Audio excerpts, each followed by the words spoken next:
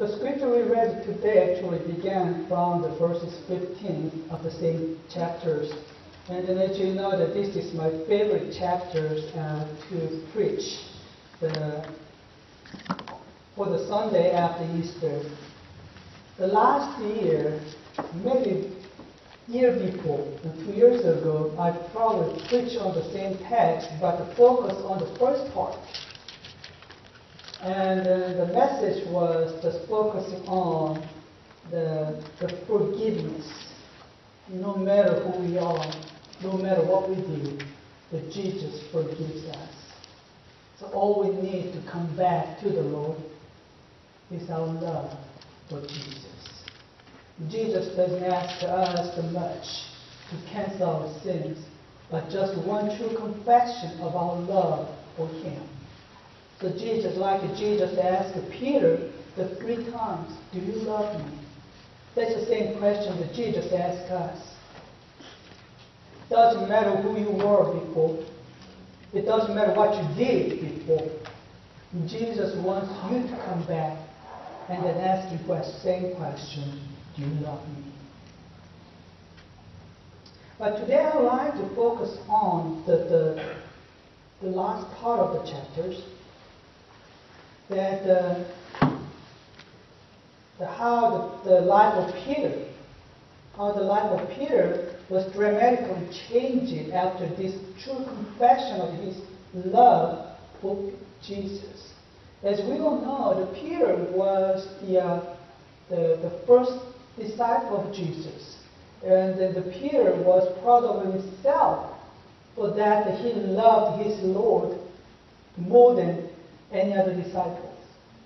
As we all know, that the day before Jesus was arrested, Peter declared his love for Jesus, even though it was out of his emotions, not the true dedication. Jesus trying to correct him. Peter, be very careful with what you say. You will remember the story? I hope you do, right? When Jesus said, I was going to die, and Peter said, stood up, and I was going to follow you wherever you go. And then Jesus said what? You were going to disown me 3 times. And Peter said, it will never happen. Then what? The same night, he disowned Jesus for 3 times. Right? So that was Peter. Now, we don't know, we cannot say that when Peter just said, I love you, Jesus, we just like to say that he meant it. Okay? But it's not strong enough. It's out of his whole heart. It's out of his emotions. When the crisis came to him and challenged his love was not strong enough to stand up for Jesus. But he had to abandon his love for Jesus to save his own life. Which means, until that moment, Peter's love for Jesus was not stronger than his love for his own life, his own self. Okay? But after this moment that he met the resurrected Jesus, and his confession out of heart to the question of, do you love me, Peter? Okay? His life was dramatically changed and transformed. As he just confronted his love for Jesus the first, second, and third time, that he clearly understood what Jesus meant by asking, do you love me? Do you love me more than anything? Not even for your own self. Okay? When Peter realized that and truly confessed his love for Jesus out of his heart, Jesus became the most important person in his life. Jesus just became the first person that Peter liked to love. And the second, maybe Peter himself or something else or somebody wouldn't know. But since then, one thing for sure in his life was that he lived for Jesus. That's a big difference. He didn't like to exchange anything for Jesus. Just Jesus is top of his life. Just I attended the conference the last week at the Washington, D.C. There's one thing I like about this kind of conference and the one thing I don't like of the conference. The one thing I like about the conference is that I have many opportunities to meet with the good pastors around the nations and then learn about the subject that I wanted to learn about. So in that sense, the conference last week was really meaningful because I went to bed at 2 a.m. every night to talk with the pastors. So good. Bad part is Washington, D.C. in my whole life, my first time visit, and then I don't know when I can visit the Washington, D.C. again. But all I could see about all I knew about the Washington, D.C. is the airport, the hotel, and the church. That's it. Didn't even have a chance to visit the museum out there. That's not good for me. But anyway, this is one of the stories that I heard. This pastor that shared his story that he caught the polio. You know what the polio is? Okay. At his age of 3. So he couldn't get the right treatment. So as the result of that polio, that's right? Polio. He had to cripple his right leg. He didn't know that he was different from other kids until he was 14. One day at the church picnic, there was they had a game to what they call the bunny rabbit running game. What you do is just just using one of your legs and then just jump, hopping, and then just run by hopping the track. Does it make sense? Yeah. And then he thought he could do that because he thought that he had used one leg more than the other, so he thought that his leg could be stronger than other kids. But about the balance, he didn't know. He didn't know about the balancing part. So as soon as he started hopping, he just lost his balance. He just fell. It just happened in front of all those kids. And among those kids, there was a girl that he liked.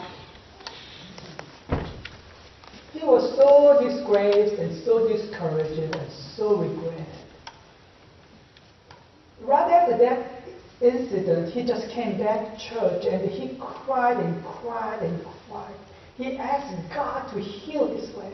He just asked God, if you heal my leg, I will do anything.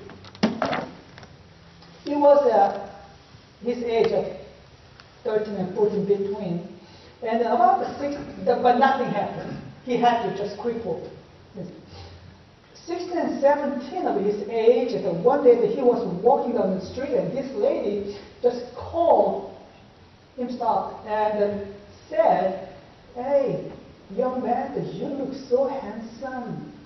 you look so handsome, but that leg is not very helpful for you. And then this pastor said, yeah, well, thank you for your to come, but what can I do about this? And then she said, well, if you follow me and worship with me to God that I worship, then within 3 months I can fix your leg. I have seen it so many times. People come and worship with me, and they all fix their problems, no matter what. It's either the physical problems, mental problems, or the internal illness, whatever it is, it's just fixed, healed. So if you just come with me, you'd be fixed, guaranteed. And then this pastor just was, and then what is your God? And she said, it's some kind of natural idol. Okay? It's a natural idol that was established and then started in Korea. The reason I didn't say the name of it, probably you may not know even if I said that. Okay? So let me say idol. Okay? Heresies. This pastor responded, the 17-year-old lady, I would rather like to keep being crippled. I cannot leave my God alone. Being healed, so walking like other kids are good for me. But if the price is abandoning my Jesus, then I rather like to stay like this. And after that, his life was just wholly changing. He didn't know until that moment that he had such a faith. And he made his mind to go to be a pastor. And he went to seminary. And he taught the Greek and the New Testament in the school where I was graduated. He was the teacher of my life. And then now he became a pastor of the Victorian Church in here, in Washington, D.C. I cannot exchange my Jesus with anything else. Even if it is the physical miracle for me, no, nothing can be more important than Jesus. Well, in contrast to this story, I know another pastor, used to be a pastor. I knew this person when I was in the seminary. And this person was so probably told his story. His wife was so sick and so weak. Day after day that she had to take more medication. One day, amazingly, this was the same religion that the other pastor was invited to. Okay? So, this person's wife was invited by the group, and they attended, and then they prayed, and they dedicated to that religious sect. And then, amazingly, the lady became healthier. And this pastor abandoned his pastor title and became the leader of that group. Now I asked him, why are you here in the seminary then? Then he said, I'm here to spread the power of this religious group to all the stupid Christians around. And then he tried to invite one of our professors who just sentenced him for 3 months due to his cancer. Invite like this, her professor, if you just come with me and then just train and worship with me, I guarantee that your cancer will be cured. And this professor said, his last name was Lee, Mr. Lee, I would rather like to die as a Christian. Even if your religion may heal me, how long can you extend my life? 20 more years? 10 more years? Anyway, my time will come. Extending my physical life, it doesn't matter to me. I cannot abandon my Jesus to make my physical life better. Compare these two persons' story. I just brought this the image of Peter. The first time when Peter disowned Jesus, the Peter was just like the second person who just disowned Jesus to what? To get the physical healing for his wife, and abandoned his Christian faith for that sake.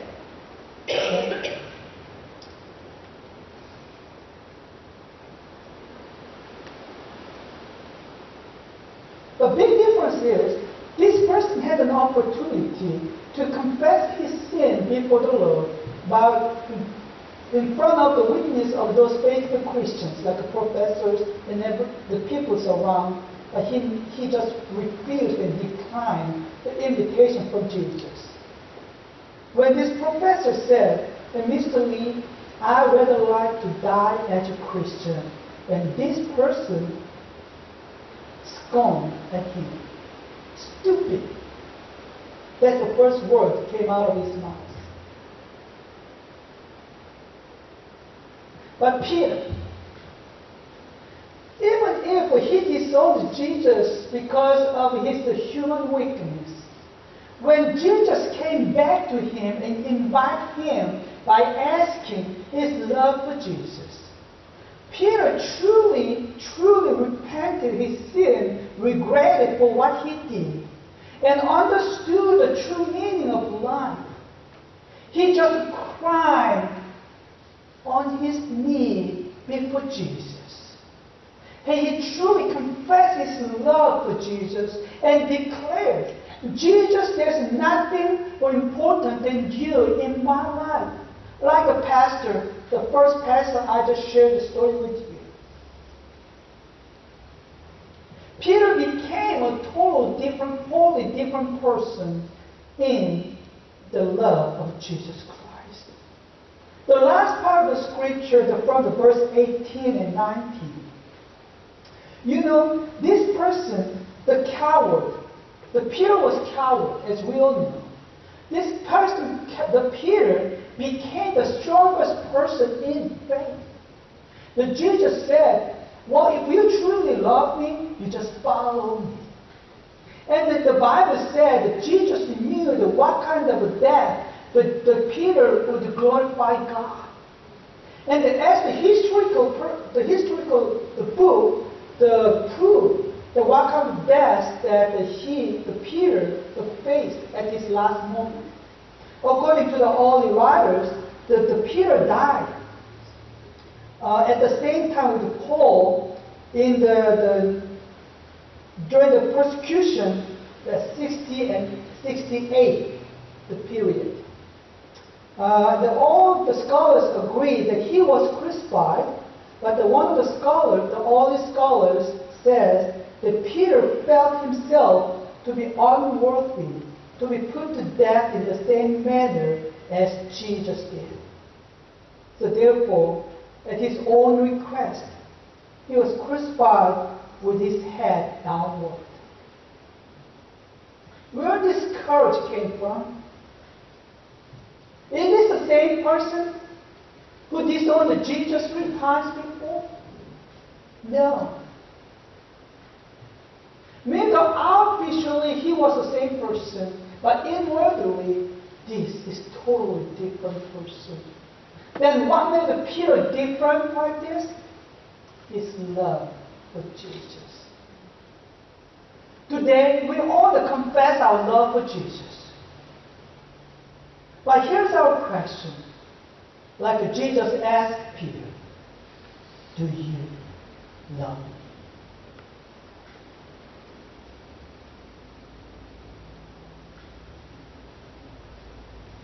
do you love me? Do you love me to follow me day after day? No matter how your life goes, do you follow me? That's the question for Jesus, my family. We don't know sometimes whether we truly love Jesus or not. But when we face the certain things, there's a crisis in our life, we all know whether we truly love Jesus or not. Like this first pastor, or the second person who used to be a pastor, but abandoned his pastor's title for something that may be useless. How oftentimes have we disowned Jesus for something that looks like very valuable but actually useless? How oftentimes have we disowned Jesus for our own sake? How oftentimes have we made untruthful confession of our life? Today that Jesus asks us, do you love me? And He's waiting for your true answer, true response from the bottom of your heart. Amen.